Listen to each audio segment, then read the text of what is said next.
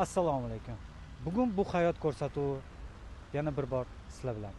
Bugungi og'riqli mavzuimiz aliment. Aliment deganda ko'pchilikda og'riq, adovat hissini uyg'otadi. Nega? Nega erkaklarimiz farzandlariga alimentdan qochadi? Aliment to'lashdan qochadi. Ayollarimiz bo'lsa erkaklarga jazo berishni yechim deb biladi.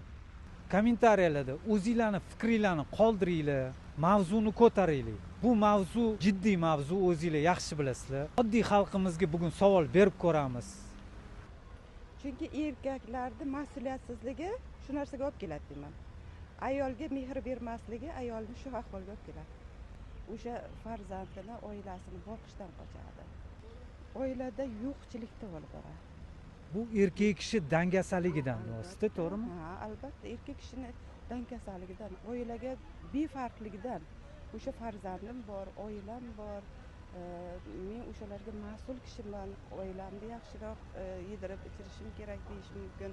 Ta'minotini yaxshilab qo'yishim kerak degan narsa hozir yoshlarimizda juda ham kamayib ketdi. Ular hozir aliment uchun men zo'r yashayman, aliment menga bir umrga yetadi deb o'ylaydi. Uni erkaklar to'laveradi, misol.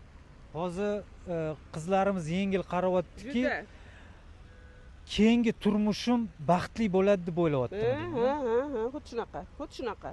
Lekin farzandini yetim qilishdan qo'rqishmayapti. Yo'q, qo'rqmayapti. Bitta bolam uchun men anaqa qilamanmi degan gaplar ham bo'ladi-da. Men ko'p eshitganman yoshlarda bu narsani. Nima uchun? Sabr qilsa hamma narsa bo'ladi. Ertalab ketib yarim kecha kelsa qanaqa mehr bo'ladi, misol. Yoshlarimizga qanaqa maslahat berasiz? Maslahat berardim, og'ir bo'lsin, sabr qilsin, sabr tegi sariq oltin. Mana bizlar ham sabr qilganmiz, nima bo'lgan taqdirda ham. Xo'jayinimiz topgani bo'lgan, topmagani bo'lgan, sabr qilib o'tirganmiz. Hozir kiyimi bor, yeydigan ovqati bor. Sabr qilishmaydi baribir. Hamma narsasi yetarli. Nima yetmaydi yoshlarga? Joningiz sog' bo'lsin. Rahmat sizga. Sog' bo'ling. O'sha meni anaqa ikki tomonni erkaklar ham qiynavormasin haddan tashqari. Bilsin nimaga bunaqa bo'lyapti. Er-xotin qo'sh ho'kiz deb kattalar bekorga yetishmagan. Hozirgi yoshlardan talab qilardim, iltimos qilardimki, shukr qilib yashash kerak. Shukrni yo'qotib qo'yapmiz. Allohga shukr qilib yashash kerak. Shunda yurtda yashayapmiz, hamma sharoitlar bor. Qaynona, qaynotalar, bizga o'xshagan onalar bolalarim qo'sha qarisin deb niyat qiladi. Kelinlarimizga ham Alloh insof bersin, o'g'limizga ham, lekin o'g'illarimizni bunaqa jazo berish kerak emas.